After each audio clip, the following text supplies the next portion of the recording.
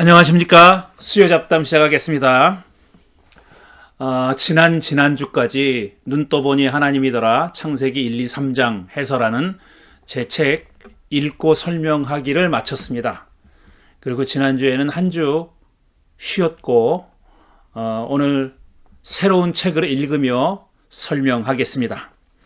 요번에 읽을 책은 2023년 10월 달에 출간된 저의 가장 최근 책입니다. 정말 야훼가 다 죽이라고 명령했을까? 여호수아서의 가나안 정복 이야기. 이 책입니다. 여러분이 지금 표지를 보실 텐데 바로 이 책을 읽으면서 설명하겠습니다. 정말 야훼가 다 죽이라고 명령했을까? 이 얘기는 그러니까 여호수아서에 나오는 이 얘기, 그러니까 출애굽한 이스라엘 사람들이 40년 동안 광야를 전전하다가 드디어 요단강을 건너서 가나안 땅에 들어간 다음에 거기 살고 있던 오래전부터 가나안 땅에 살고 있던 가나안 7족속들을 다 진멸하고 다 멸절시키고 그러니까 다 죽이고 가나안 땅을 차지했다고 하는 여호수아서의 1장부터 12장까지의 내용, 그 내용을 살펴보려고 하는 겁니다. 그 여호수아서의 진술대로라면은 이스라엘 사람들은 자기들은 에집트 땅에서 종살이를 하고 있었는데 그 종살이하는 이스라엘 족속을 하나님이 긍휼히 여겨서 그들을 해방시켜 준 겁니다. 노예 생활에서 해방시켜 줬고 또 그들의 선조 조상들 아브라함, 이삭, 야곱, 요셉에게 약속하신 주겠다고, 그러니까 그 조상들의 후손에게 주겠다고 약속하신 가나안 땅을 차지하는 내용입니다. 그게 여호수아서에 기록되어 있는데 그 차지하는 방법이 거기 살던 사람들을 다 죽이고 그 땅을 차지하라는 그런 약속이었다는 겁니다. 그리고 여호수아서는 그 약속을 이스라엘 사람들이 성취했다. 다시 말씀드려서 가나안 땅에 살고 있던 사람들을 모조리 다 멸절시키고 다 진멸하고 다 죽이고 그 땅을 차지했다라는 겁니다. 그렇게 기록되어 있다는 거죠. 제 질문은 정말 야훼가 그런 명령을 했느냐 하는 겁니다. 다시 말씀드려서 이스라엘 백성들더러 가나안 땅에 들어가면 거기 살던 사람들을 숨쉬는 것들은 다 죽이라 하는 명령이 있거든요. 남녀노소 불문하고 다 죽이고 숨쉬는 건 다 죽이라 그랬으니까 동물들도 다 죽이라는 겁니다.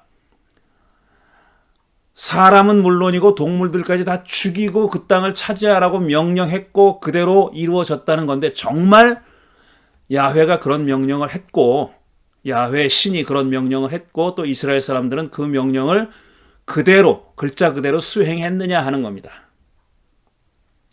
이거는 굉장히 난감한 질문입니다. 그러니까 구약 성서를 하나님의 말씀으로 믿는 그리스도인들과 유대교인들에게 난감한 질문이죠. 그 말대로라면 하나님은 어떤 자비와 긍휼의 하나님이 아니라 제노사이드를, 그러니까 종족 말살을 명령하는 하나님이 되는 겁니다. 그래서 리차드 더킨스를 비롯한 유물론자들, 뭐라 그래야 되나? 그러니까 신진화론자들, 신무신론자들이 구약 성서를 조롱하며 비난하는 비난하는 이유 중에 가장 큰 이유가 바로 이 이야기거든요.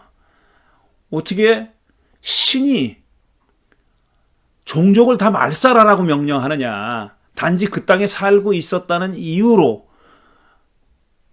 여러 종족들을 다 말살하라고 명령하는 신이 도대체 신일 수 있느냐 이거거든요. 그러니까 구약 성서를 비판하고 조롱하는 가장 큰 이유 가운데 하나가 바로 여호수아서의 가나안 정복 이야기입니다. 그들은 그렇게 비판하고 말지만 우리 그리스도인들은 난감하죠. 야, 과연 하나님이 이런 명령을 내렸을까? 만약에 그랬다면, 만약에 그게 사실이라면 정말 이런 하나님을 우리가 믿어도 되나? 믿을 만한 분인가? 정말 하나님이 맞긴 맞나? 이런 질문을 아니할 수 없는 거죠. 그래서 오랫동안 이 이야기는 성서를 진지하게 읽는 사람들을 아주 난감하게 만들었습니다. 난처하게 만들었죠. 그러니 이 구약 성서를 연구하는 사람들이 왜 이 문제를 심각하게 받아들이고 이해해 보려고 제대로 해석해 보려고 노력하지 않았겠습니까? 오랫동안 그런 노력을 기울여 왔죠. 특히 19세기 이후에 소위 역사 비평학이라고 하는 성서 연구 방법론이 보편화된 이후로는 이 이야기를 수많은 학자들이 연구해서 많은 저서들과 논문들을 냈습니다. 그런데 참으로 안타깝게도 그런 그 연구의 결과들이 우리말로 소개된 경우가 거의 없더라는 거죠. 제가 이 책을 쓰기 전에 쭉 살펴봤습니다. 우리말로 쓰여 있는 이 주제를 다루는 책과 논문들이 얼마나 있나 뒤져봤어요. 근데 논문도 편수가 많지 않고 제가 여기 그 참고 문헌에 다 제가 확인한 그 우리말로 된 논문들은 여기다 소개를 했습니다. 그런데 또 더 안타까운 것은 단행본으로 나와 있는 책, 그러니까 우리나라 한국 사람, 한국 학자가 쓴 책을 포함해서 외국 학자가 쓴 책의 번역서까지도 없었어요. 우리말로 쓰여진 책이 너무나도 빈약한 겁니다. 논문 몇 편, 한 대여섯 편 정도가 있고 단행본은 없는 겁니다. 전문적인 연구서, 그러니까 뭐 묵상서 이런 거 말고요. 묵상하는 책, 아침 묵상 이런 거 말고 학문적으로 이 텍스트를 깊이 파고 들어가서 연구하고 이해하고 해석하는 책이 없더라는 겁니다. 그래서 제가 용기를 얻어가지고 이 책을 쓴 겁니다. 그래서 2023년에 연초부터 쓰기 시작했고 그해 가을, 늦가을에 이 책이 나온 겁니다. 제가 알기로는 그 이후로도 논문 편수는 논문은 몇 편 더 발표됐는지 모르겠지만 제가 아는 바로는 단행본으로 본격적인 연구서는 나오지 않은 걸로 알고 있습니다. 그런데 영어나 독일어나 이런 언어로 되어 있는 책과 논문은 헤아릴 수 없이 많습니다. 아주 오래된 논문들, 그러니까 과학적인 성서 연구 방법론이 도입되기 이전의 연구 업적들도 많이 있지만 그 이후에 특히 20세기 이후에는 많은 학자들이 이 주제를 다뤘습니다. 근데 그게 외국어이기 때문에 우리 한국 사람들이 읽기가 그렇게 쉽지가 않죠. 그래서 제가 이 책을 쓰게 된 겁니다. 이 책이 그럼 얼마나 가치가 있느냐 하는 것은 제가 이제 앞으로 계속 이 책을 설명할 거고 이 책을 읽으신 분도 계실 겁니다. 그런 분들이 평가할 일이지만 저는 나름대로 어쨌든 최선을 다해서 제가 갖고 있는 그런 능력을 쏟아 부어서 이 책을 쓴 겁니다. 그래서 이제 앞으로 이제 이 책을 한 챕터 한 챕터 읽어가면서 보충 설명을 보태가면서 그렇게 이 수요 잡담을 진행하도록 하겠습니다. 오늘 첫 시간으로 그 여는 글을 읽으며 설명드리겠습니다. 여는 글이니까 그렇게 보충 설명할 내용이 많지는 않습니다. 찬찬히 읽어가면서 이제 말씀드리겠습니다. 여는 글 제목은 가나안 하면 떠오르는 것입니다. 요즘 들어 가나안 하면 제일 먼저 떠오르는 말은 가나안 교인입니다. 가나안 교인. 교회는 안 나가를 거꾸로 하면 가나안이 되지요. 그래서 자기 자신을 그리스도인이라고 생각하지만 교회는 안 나가는 사람들, 그 사람들을 가나안 교인이라고 부릅니다. 교회는 안 나가를 거꾸로 읽으면 가나안이 되므로 이 말은 기독교인이지만 교회는 나가지 않는 사람을 부르는 이름이 됐습니다. 그래서 가나안 교인들이 모이는 또 다른 교회도 생겨났습니다. 그러니까 엄밀히 말하면 그 사람들은 가나안 교인은 아닌 거죠. 왜냐하면 어떤 대안적인 모습일 수는 있지만 기존 교회랑 다른 모습이긴 하지만 어쨌든 교회라는 성격을 가지고 모이니까 가나안 교인이 모이는 모임도 교회라고는 할 수 있죠. 뭐 그렇게 깊게 따지고 들어갈 생각은 없습니다. 어쨌든 자신을 기독교인이라고 생각하지만 교회는 출석하지 않는 사람을 가나안 교인이라고 부릅니다. 지금은 널리 알려져서 기독교인이 아니라도 이 말 뜻을 압니다. 가나안 교인 그러면 아하, 이 사람 교회는 안 나가지만 자기는 기독교인이라고 생각하는구나 하는 걸 알죠. 구약 성서를 아는 사람은 가나안 하면 약속의 땅이나 젖과 꿀이 흐르는 땅을 떠올릴 겁니다. 가나안 땅, 약속의 땅. 야훼 신이 이스라엘 백성에게, 자기 백성인 이스라엘 백성에게 주겠다고 약속한 땅이기 때문에 약속의 땅입니다. Promised Land입니다. 약속의 땅 혹은 젖과 꿀이 흐르는 땅. 그 약속의 땅의 성격을 보여주는 거죠. 어떤 땅이냐? 젖과 꿀이 흐르는 비옥한 땅이라는 뜻입니다. 그럼 실제로 그렇게 가나안 땅이 비옥하냐? 꼭 그렇지만은 않죠. 그리고 좀 더 많이 아는 사람은 이스라엘이 그 땅을 정복하기 전에 거기 살던 7 종족이 떠오를 겁니다. 가나안 하면은 가나안의 7 종족을 떠올릴 거다 이겁니다. 그들이 어떤 사람이냐면 헷, 기르가스, 아모리, 가나안, 브리스, 히위 그리고 여부스 종족이 바로 그 가나안 땅에 살던 7 종족인데 그 7 종족의 이름은 외우지 못할지언정 7 종족이 거기 살고 있었다는 사실, 그들을 총칭해서 가나안 족속이라고 부른다는 사실은 알 겁니다. 지금은 팔레스타인이라고 불리는 가나안 땅은 유럽, 아프리카, 아시아 대륙을 잇는 지역으로서 남북으로 약 240km, 동서로 북단이 약 45km, 남단이 85km 정도 되는 땅입니다. 그러니까 좁은 땅이죠. 북단은 45km밖에 안 되니까 뭐 얼마 안 돼. 그러니까 마일로 하면 한 30마일도 안 되는 거죠. 그리고 남단은 기껏 해봐야 85km 정도니까 100km도 안 되는 거예요. 서울서 부산이 400km인데 100km도 안 되는 겁니다. 4분의 1밖에 안 되는 거예요. 길이가 한 240km 정도, 면적은 한 22,000제곱킬로미터 정도 되는 결코 넓다고는 할 수 없는 땅입니다. 근데 이 팔레스타인, 지금 이름은 팔레스타인, 옛날 이름은 가나안, 이 땅은 지금도 전 세계의 이목을 집중시키는 땅입니다.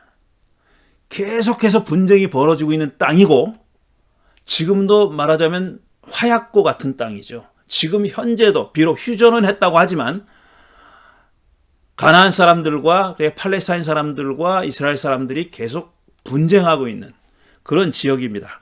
근데 그 분쟁의 기원이, 오리진이 어디 있느냐 하면 바로 이 여호수아서의 가나안 정복 이야기에 있다고 이스라엘 사람들은 주장하는 겁니다. 이때 이미 우리 땅이었다라고 주장하는 거죠. 이 땅은 기원전 13세기 혹은 12세기경에 이스라엘이 침입하기 전에는 위에 이름을 둔 7 종족이 살던 곳입니다. 아주 오랫동안 그 땅에 살고 있었던 종족입니다. 아주 오랫동안. 지금보다 생존 조건이 열악했던 고대에는 살아남기 위한 전쟁이 자주 벌어졌죠. 지금도 자주 벌어지고 있고요. 전쟁에서 빼앗고 뺏기거나 죽거나 죽이거나 포로로 잡거나 잡혀서 노예로 삼는 일이 흔했죠.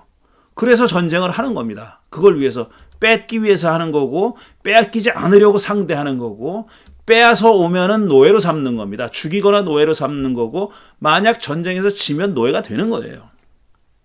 가나안 종족들도 예외가 아니었습니다. 이들도 다른 종족들과 사이좋게 지내지만 않았어요. 그러니까 뭡니까? 가나안 족속이 브리스족과 또 히위족이 여부스족과 사이좋게 지낸 건 아니에요. 자기들끼리 티격태격하면서 싸우고 갈등이 했죠. 사람 사는 게 다 그러니까 그렇게 살아왔어요. 그런데 이스라엘 입장에서 보면 이들을 한 묶음으로 본 겁니다. 7 종족을 한 묶음으로. 자기들은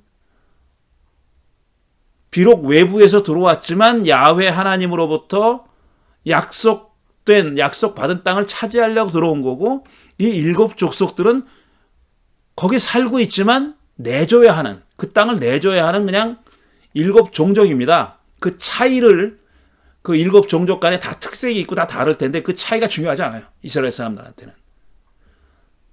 단지 멸절해야 할 대상입니다. 다 죽여야 할 대상이라는 거죠. 그들 역시 크고 작은 전쟁을 서로 벌였지만 상대방을 모조리 멸절하지는 않았습니다. 그러니까 살아남았던 거죠. 이집트에서 노예 생활을 하다가 기원전 13세기경에 야훼 신의 파견을 받은 모세라는 사람의 인도로 탈출한 혹은 해방된 집단이 있었습니다. 이들을 히브리 사람이라고 부르거나 혹은 이스라엘이라고 부릅니다. 히브리인 또는 이스라엘이라고 불렸던 이 집단이 가나안에 진입했을 때는 전무후무한 일이 벌어진 겁니다. 오랫동안 그 땅에 살고 있었던 사람들이 경험해보지 못했던 그런 일이 그때 벌어진 겁니다. 벌어졌다고 구약 성서가 기록하고 있는 그런 상황인 겁니다. 곧 7 종족이, 가나안 7 종족이 멸절당한 위기에 놓인 겁니다. 남이 살던 땅에 들어가 살려면, 이미 누가 살고 있는 땅에 들어가 살려면 그럴 만한 명분이나 자격을 갖춰야 되죠. 그리고 거기 이미 살고 있던 사람도 그 명분과 자격을 인정해야 됩니다. 니네 그럴 자격이 있어. 여기 들어와 살 명분도 있고 자격도 있어. 라고 인정해야 되는 거예요. 안 그러면 침략입니다. 그거는. 침략이죠. 일단 거기 살고 있다는 사실 자체가, 이미 살고 있는 사람들은 거기 살고 있다는 사실 자체가 명분과 자격이죠. 오랫동안 살고 있었습니다. 그게 팩트, 사실이에요. 그게 현실이고요. 그러니까 그것 자체가 명분과 자격이 되는 거죠. 조상 대대로 그 살아왔으니까 지금도 살고 있는 겁니다. 나중에 온 사람들이 그걸 부정하기는 쉽지 않아요. 너희들 자격 없어. 니네들이 왜 여기 살아? 너희 살 명분도 없고 자격도 없어. 라고 말하기가 힘들죠. 이미 오랫동안 살고 있었으니까. 살고 있다는 사실 자체가 명분이고 자격이니까. 선발주자의 거주가 불법적이어야 하는데, 그렇게 우기려면은, 너희들 자격 없어라고 우기려면은 불법적이어야 되는 거예요. 이미 살고 있던 사람들이 불법적으로 그 땅을 지금 차지하고 있다. 그래야 되는 거잖아요.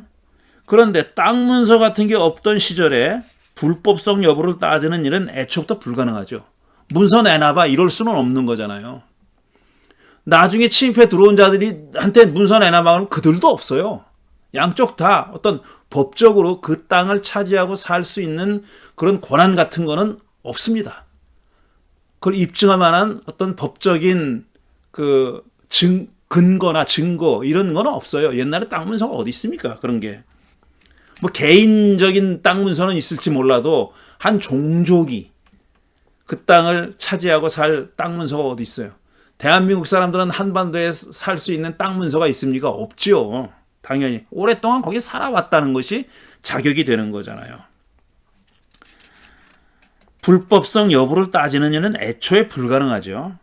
불법성 여부를 판결할 재판관도 없죠. 당연히. 그러니까 거주권 문제는 서로 알력이 생기면은, 다툼이 생기면은 평화적으로 해결되기가 힘듭니다. 평화적으로 해결되려면은 공존하기로 합의해야 돼요. 함께 살기로 합의하는 길이 유일하게 평화적으로 그 문제를 해결할 수 있는 길입니다. 공존의 합의. 함께 살기로 합의하는 것, 그겁니다. 그런데 후발주자 이스라엘이 거기 들어가 살려면 기존의 종족들과 함께 살기로 합의하거나 아니면 싸워서 그들을 몰아내야 하는 겁니다. 둘 중에 하나죠. 둘 중에 하나죠. 양자가 합의해서 같이 살자 하거나 아니면 니들 나가. 같이 살던 오래전부터 살던 사람 입장에서는 들어와서 살지 못하게 하려면 쫓아내는 수밖에 없어요. 무력으로 쫓아내는 수밖에 없는 거죠. 자, 7종족의 입장에서 그들이 어떤 선택을 했는지는 알 수 없어요. 그러니까 평화적으로 공존하기로 작정을 했는지 아니면 저놈들을 싸워서 몰아내기로 작정을 했는지 알 수가 없어요. 구약성서에는 그들의 의도에 대해서는 말하지 않아요. 그들의 의도는 말하지 않아요. 그러니까 공존하기로 했는데 이스라엘 사람들이 공존 웃기고 있네. 니들 다 나가 이랬는지 아니면은 니들이 어딜 감히 들어와서 살려고 해. 그리고 싸우려고 했는지 후자의 가능성이 훨씬 높지만 후자의 가능성이 높지만 그런 내용이 구약성서에 적혀 있지 않다는 겁니다. 구약성서에는 이들이 이스라엘에게 어떻게 반응하고 대처했는지 알 수 있는 자료가 거의 없습니다. 싸웠다는 것만 있죠. 싸웠다는 것만 있죠. 그러니까 평화 공존하기로 제안을 했는데 이스라엘이 거부했는지 아닌지 그건 알 수 없다 이겁니다. 결과적으로는 서로 싸운 거예요. 하지만 이스라엘의 선택은 분명했습니다. 반면 이스라엘의 선택은 분명했어요. 평화 공존은 그들의 선택지에 없었습니다. 아예 처음부터 평화 공존할 생각이 없었어요. 왜? 하나님이 그들을 죽이라고 했다니까. 다 죽이라고 했다니까 처음부터 그 명령대로 실행할 작정을 하고 들어온 이스라엘은 평화 공존할 생각이 아예 없었다는 겁니다. 7종족을 몰아내고 그 땅을 독차지하는 쪽을 택한 겁니다. 엄밀하게는 그것조차 그들의 선택이 아니었어요. 가나안 땅을 차지하는 것은 수백 년 전에 야훼가 그들 조상에게 주겠다고 한 약속을 성취하는 일이었습니다. 그러니까 후손들인 약속을 받은 조상들의 후손들인 이스라엘 사람들은 선택의 여지가 없었어요.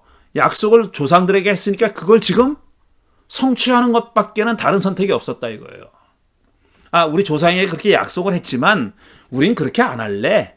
얘들이랑 사이좋게 살래. 이런 선택의 여지는 아예 처음부터 없었다는 겁니다. 그 약속을 이제 성취할 때가 됐다. 우리가 성취해야 돼. 이것만 있었다는 거예요. 싫다고 해야 하지 않을 수 있는 그런 일이 아니었습니다.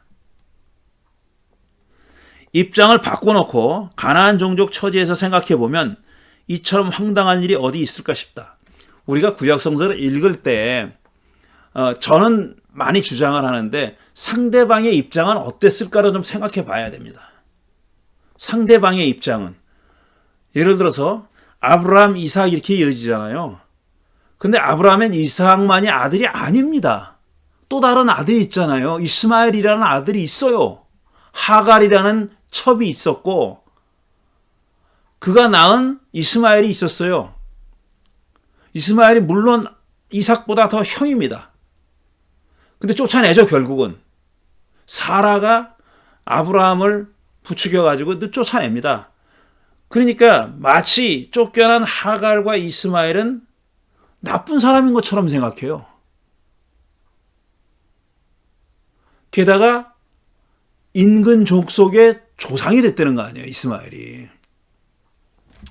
그러니까 자꾸 나쁜 쪽으로 생각하는데 그쪽 입장에서도 생각해 봐야 된다는 거예요. 이삭에게는 아들이 쌍둥이 아들이 있었습니다. 에서와 야곱이 있었어요. 근데 혈통은 어디로 연결됩니까? 야곱으로 연결돼요. 이삭은 버림받습니다. 정통계보가 아닌 거예요. 그래서 이삭을 자꾸 나쁜 사람으로 생각해요. 하찮은 인물 혹은 나쁜 사람으로 생각합니다. 근데 그쪽 입장도 고려해야죠. 압살롬은 자기 아버지 다윗에게 반란을 일으켰어요. 압살롬이 왜 그랬을까? 한 번쯤은 생각해 봐야 되는 거 아닙니까? 이건 송군 다윗한테 반란을 일으켰으니까 이건 나쁜 놈. 해가지고 무조건 나쁘게 보는 것만이 다인가? 아니라는 거예요.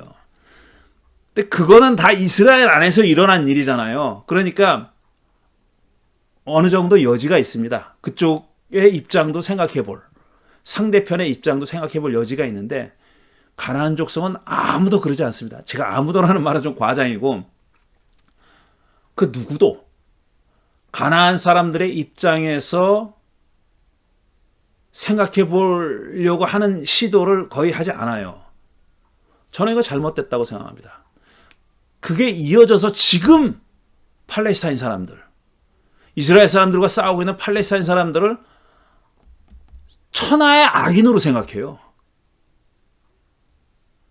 그건 현실은 오히려 거꾸로입니다. 이스라엘 사람들이 지금 빌런이에요. 악이 정말 나쁜 놈들입니다. 근데 이스라엘은 구약 성서에 하나님의 백성이라 그래가지고 뭔 짓을 해도 다 좋게 봐.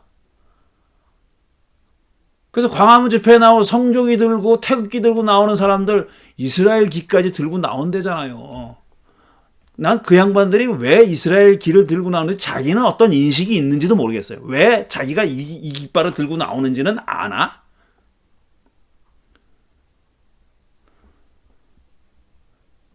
그래서 저는 분명히 말씀드립니다. 이 책을 지금 쓰면서 가나안 사람들의 입장도 생각해야 된다라는 것을 분명히 말씀드립니다. 그게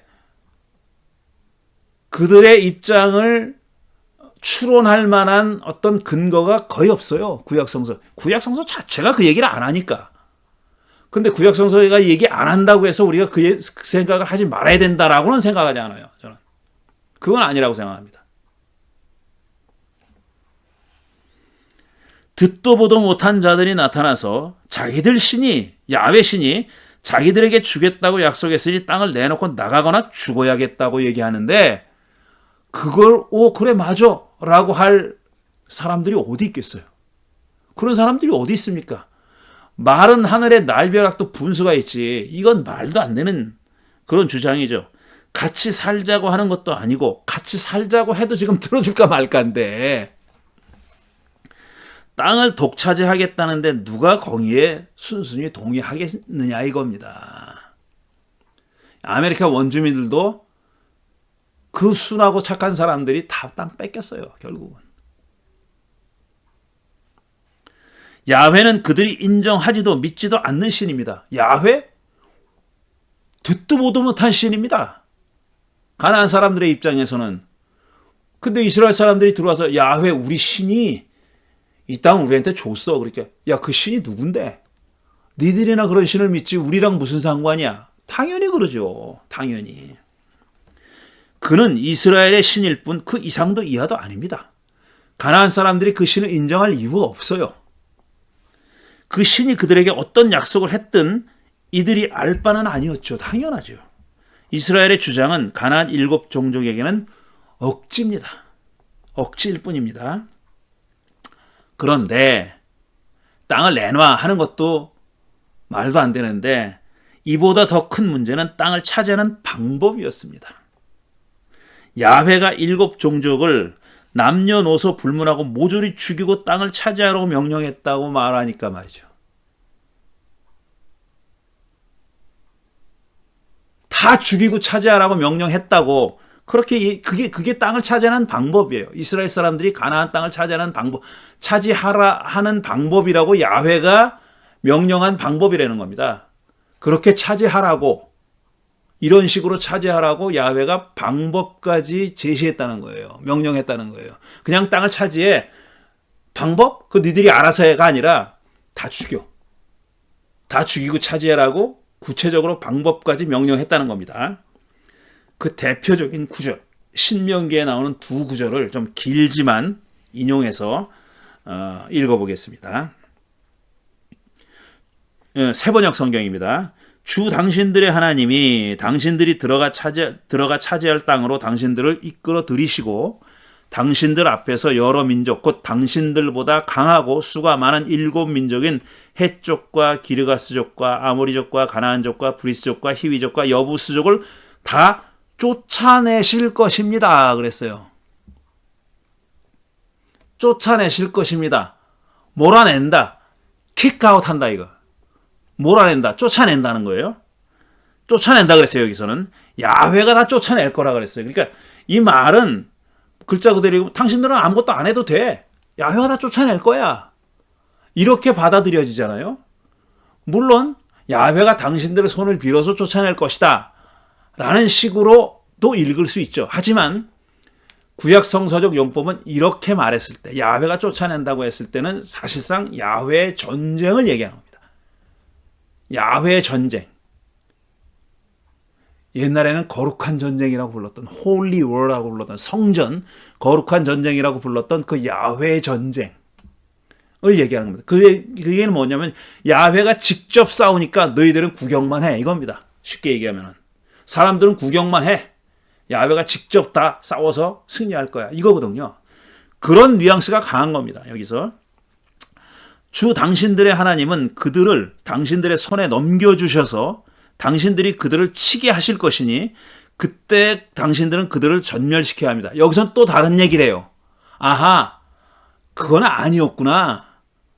그 홀리워 야훼 전쟁의 아주 전형적인 방식으로 전쟁 방식으로 쫓아낸다는 얘기는 아니구나. 니들은 가만히 있고 야훼가 다 싸울 테니까 그런 뜻은 아니구나. 너희들 손에 붙이겠다는 얘기로구나. 너희들이 몰아내라 라는 뜻이구나 하는 서술이 그 다음에 이어지는 거죠.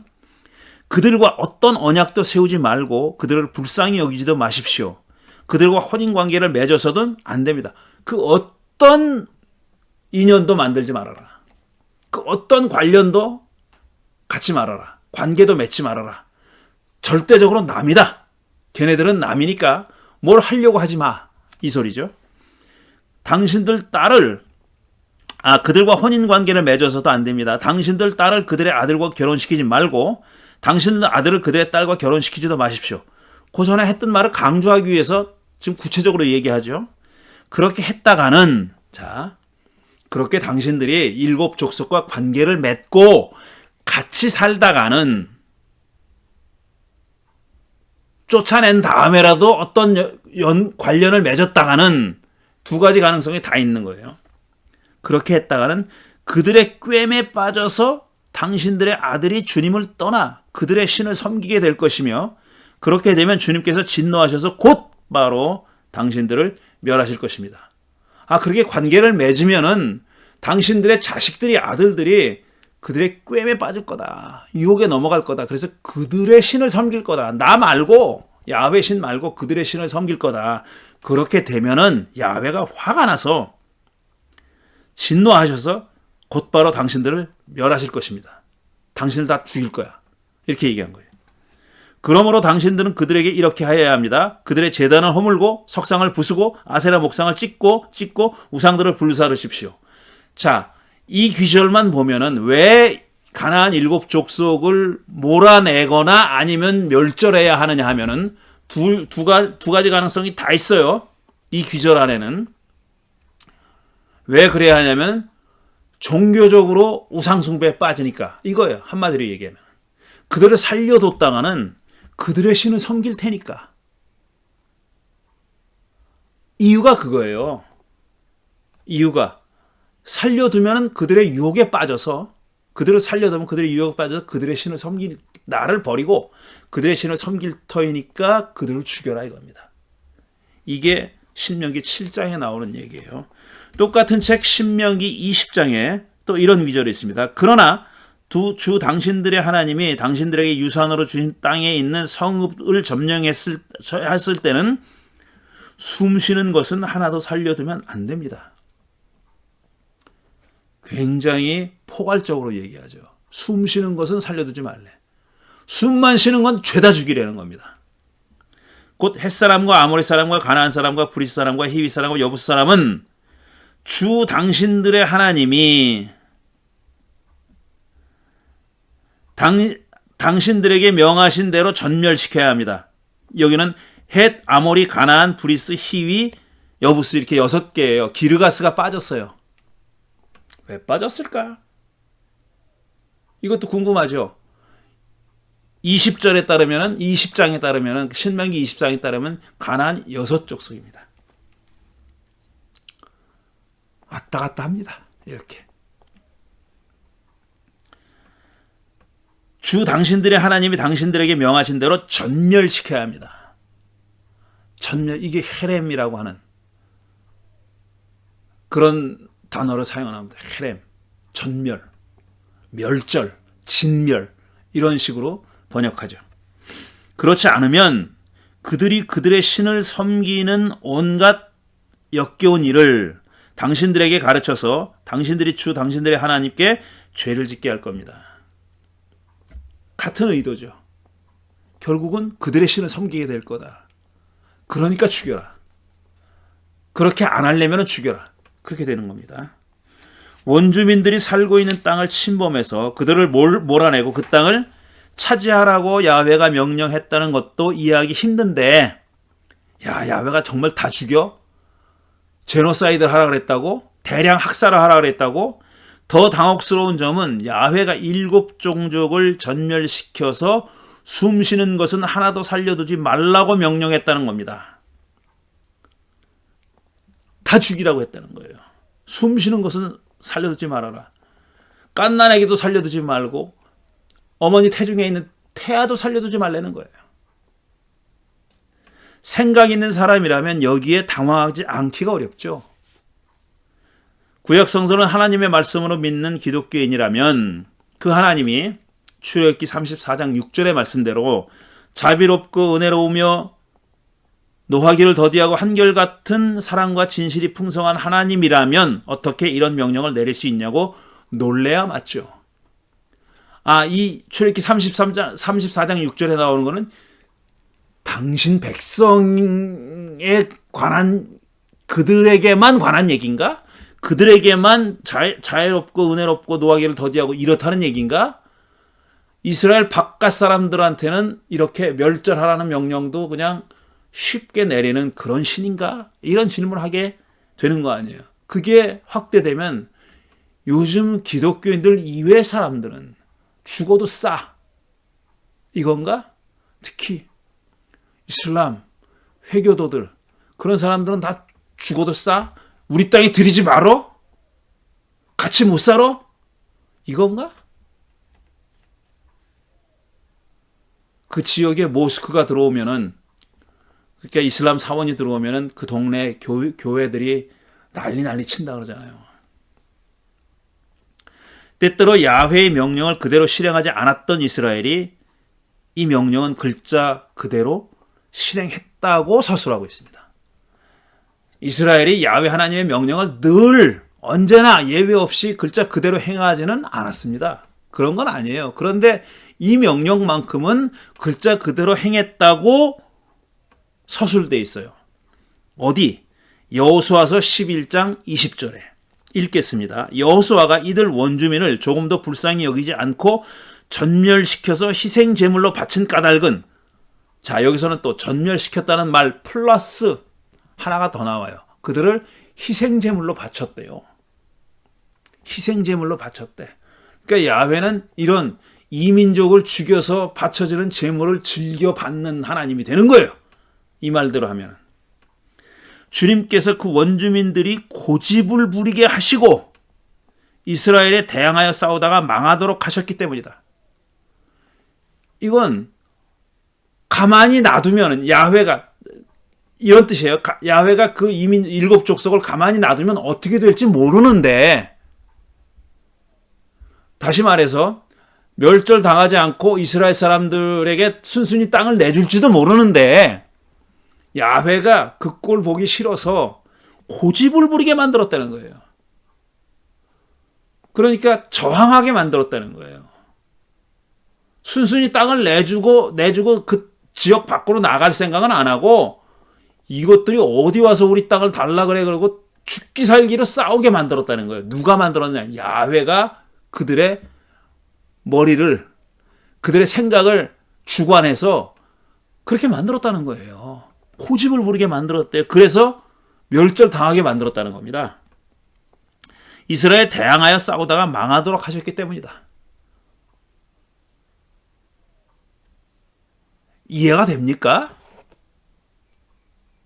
수긍이 되시냐고요, 이게. 맞아. 그럴 수 있지. 역시 야훼 하나님은 대단하신 분이야. 이게 됩니까? 이 구절이 그렇게 소화가 되시냐고요. 야, 야훼가 이들을 죽이려고 이들의 마음까지 조종했네. 어떻게 조종했어? 고집을 부려가지고 절대로 항복하지 않고 그냥 죽기 살기로 싸우게 만들었대. 그래서 다 멸절당하게 만들었대요. 그래서 여호수아는 주님께서 모세에게 명령하신 대로 그들을 전멸시킨 것이다. 이렇게 적고 있습니다.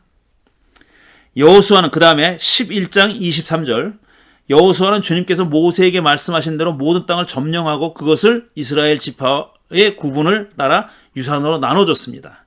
그래서 그 땅에서는 전쟁이 그치고 사람들은 평화를 누리게 됐다. 다 평정이 됐다. 이 얘기는 뭐냐? 가나안 사람들이 다 죽었다 그 소리예요. 다 죽었다는 겁니다. 그래서 평화가 찾아왔대요. 평화를 누리게 됐대. 땅도 다 나눠줬고 이제. 왜? 7 족속이 다 없어졌으니까 그 땅, 빈 땅을 자기들 지파별로 다 나눠 가졌다는 겁니다. 전쟁이 끝난 거예요. 정복 전쟁이 끝난 거예요. 끝났다고 여호수아 11장 23절은 얘기하고 있습니다. 끝! 피어리어드! 끝! 끝났어요. 가나안 정복 전쟁은 끝났습니다. 여기서. 자, 그런데 과연 정말 그러냐 이거죠. 구약 성서에는 현대인이 이해할 수 없고 수긍할 수 없는 내용들이 많이 있습니다. 잘 읽어보시면 많이 나와요. 정말 야, 이게 말이 돼? 이런 내용들이 참 많이 나와요. 어떤 거는 그냥 애교로 넘어갈 수 있는 내용도 있습니다. 아, 이건 좀 과장이겠지. 뭐 이런 거 있어요. 그런데 도를 넘는 것들도 많아요. 그렇게 도저히 웃으며 받아들일 수 없는 그런 내용들도 많이 있습니다. 그 중에 가장 대표적인 예의가 가나안 정복 예의예요. 근데 이것 말고도 많아요. 시대가 달라져서 그것이 쓰였을 때와는 다르게 이해하고 행해야 할 내용도 많고 이해가 돼요. 아, 그때는 그랬지만 지금은 그럴 수 없지 라고 충분히 이해되는 것들도 있어요. 그런데 그것도 도가 넘는 게 있습니다. 지금 그대로 행해서는 절대 안 되는 내용도 많이 있습니다. 근데 그거를 오해해서 쓰여져 있으니까 그대로 한다고 그렇게 주장하는 사람들이 많아요. 대표적인 동성애자에 대한 태도입니다. 레위기에 나오는 동성애자에 대한 태도. 그대로 쓰여 있다고 막 지금도 동성애는 안 돼. 뭐 이것도 안 돼, 저것도 안 돼 이렇게 하잖아요. 그러면서 자기들은 성경대로 산다. 성경이 그렇게 말하니까 라고 주장합니다. 제가 그렇게 주장하는 사람들 앞에 가면은 여러 번 그런 얘기를 했어요. 당신 성경대로 사는 거 아니라고. 왜 아니야? 내가 성경이 동성애자는 반대하라 그랬으니까 반대하는데 이러잖아요. 그럼 저는 성경은 동성애자를 반대하라고 안 그럽니다. 죽이라 그러지. 당신 성경대로 살려면 죽이라고. 해보시라고. 그래야 성경대로 사는 거라고. 글자 그대로. 이렇게 얘기하면 말 못하죠. 제가 정말 성경대로 동성애자를 죽이라고 하는 말이 아니에요. 그 정도는 여러분 이해하시죠? 제가 하고 싶은 말은 성경대로 믿고 산다고 주장하는 사람도 실제로는 그렇지 않다는 얘기를 하는 거예요. 실제로는 그렇지 않다고. 자기들은 그렇게 믿을지 몰라도 사실은 그렇지 않다는 겁니다. 잘못을 저질렀으니 처벌이 불가피하다 해도 처벌이 저지른 잘못에 비해 과도한 경우도 많습니다. 별것 아닌 잘못을 저질렀는데 뭐 굉장히 큰 처벌이 내려지는 경우 많아요. 그중 가장 공감하기 어려운 것이 야훼가 가나안 7 종족을 남녀노소 막론하고 모두 죽이라고 명령했고 이스라엘이 그대로 실행했다는 바로 가나안 정복 이야기입니다. 이게 말이 돼? 이럴 수 있어? 과도하다고 얘기하는 거죠. 구약 성서가 특정 종교의 경전이 될 자격이 없다고 주장하는 사람은 말할 것도 없고, 그러니까 구약 성경이 하나님의 말씀이라고 안 믿는 사람, 그런 사람 말할 것도 없고, 유대교나 기독교의 호의적인 사람도 이 이야기는 수긍하기 어렵죠. 그리고 기독교인이거나 유대교인들조차도 그렇습니다. 정말 성경을 진지하게 읽는 사람은 여기 이게 소화가 안 되는 게 안 돼야 맞는 거죠, 당연히. 이건 내가 믿는 하나님과는 너무나도 다른 모습이에요. 여러분이 믿는 하나님과도 너무나도 다른 모습일 수밖에 없잖아요. 그런데 이게 소화가 안 되니까 모른 척하고 살았어요, 아직까지. 만약 이런 이야기가 없는 것처럼 생각 안 하고 살았다고요. 진지하게 생각 안 하는 거예요. 성경의 구석구석을 다 진지하게 생각하는 게 아니라 내가 좋아하는 귀절, 나에게 맞는 귀절, 내가 수긍할 수 있는 이야기, 이것들만 받아들이고 사는 겁니다. 이렇게 받아들이기 힘든 이야기는 마치 그런 얘기가 없다는 듯이 그냥 무시하고 건너뛴 겁니다. 저는 그러지 말자는 거예요. 어떻게든지 간에 이 이야기를 진지하게 읽어보고 이게 도대체 왜 이런 얘기가 여기 있는지, 우리더러 어떻게 하라는 건지 하는 걸 좀 따져보자는 얘기입니다. 그럴만합니다. 수긍하기 어렵죠. 대단한 사정이 있다고 해도 자비롭고 은혜로우며 노하기를 더디한다 하고 한결같은 사랑과 진실이 풍성한 하나님이라면 절대로 그럴 수는 없는 거죠. 이런 사랑이 이스라엘 백성들에게만 향한 거라면 그럴 수 있어요. 그러면 그 야훼 하나님은 종족신입니다. 그건 보편적인 모두의 하나님, 인류의 하나님이 될 수 없어요. 이건 완전히 이스라엘 사람들만을 위한 신이고 종족신이에요. 지금 기독교는 그렇게 믿지 않잖아요. 하나님이 이 세상을 사랑하사 독생자로 주셨다고 믿잖아요. 이 세상을 이스라엘만 사랑하사 독생자를 주신 것도 아니고, 기독교인만 사랑하사 독생자를 주신 것도 아니고, 모든 인류를 사랑하기 때문에 독생자를 주신 거라면, 이런 자애로운 하나님이 이스라엘만 혹은 기독교인들만을 향하는 사랑이라고는 결코 받아들일 수 없는 거죠. 그러면 이 가나안 정복 이야기를 우리가 어떻게 읽어야 될까라는 질문을 안 할 수가 없는 겁니다. 이런 이야기가 나오는 구약 성서의 권위를 의심하거나 이렇게 명령한 야훼라는 신을 신뢰하지 않는 게 당연하죠. 적어도 의문을 가져보는 게 당연하잖아요. 그렇게 당연히 해야죠. 그렇게 안 할 수가 없는 거죠.